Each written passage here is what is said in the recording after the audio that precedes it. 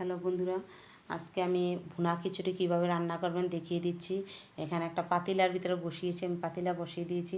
এখানে তেল দিয়েছি, পেঁয়াজ, আদা রসুন বাটা, তেজপাতা, গরম মশলা, জিরা বাটা, মরিচের গুঁড়ো যদি লাগে আপনি দিবেন, নয়তো কাঁচামরিচ দিয়ে দিবেন, যে যেরকম ঝাল খান ওটার উপর ভিত্তি করবে।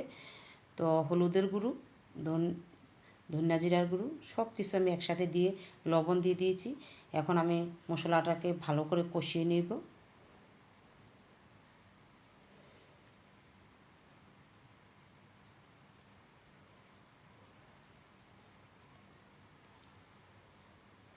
এখন আগে আমি মুসুরির ডাল, মুগ ডাল আর চাল ধুয়ে রেখেছি, তো এখন দিয়ে দিব। মুগ ডালটা একটু ভেজে নেবেন, তাহলে ভালো হবে। মুগ ডালটা ভেজে নিলে ফ্লেভারটা একটু ভালো আসবে। আর এগুলা মশলা কষানোর পরে চালগুলা ঢেলে দিয়ে দেওয়ার পরে চালটাকে একটু ভাজা ভাজা করে নেবেন, আর অনবরত নাড়তে থাকবেন। একটু ভাজা ভাজা করে নিলে তখন দেখা যায় যে যদি এটার মধ্যে জলটা দিয়ে দিই, এটা খেতে ভালো লাগে আর কি। ফ্লেভারটা যে এখন আমি পরিমাণ মতো নাড়াচাড়া করে ভাজা ভাজা করে নিই, পরিমাণ মতো জল দিয়ে দিয়েছি, এখন ঢেকে দিয়েছি।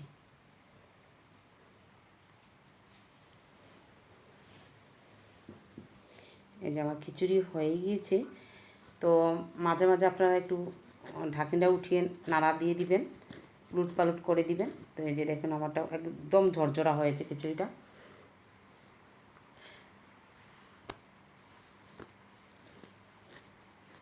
এই যে দেখেন আমার খিচুড়িটা কতটা ঝরঝরা হয়েছে। সাথে থাকার জন্য সবাইকে অনেক অনেক ধন্যবাদ। ভালো লাগলে লাইক কমেন্ট করবেন।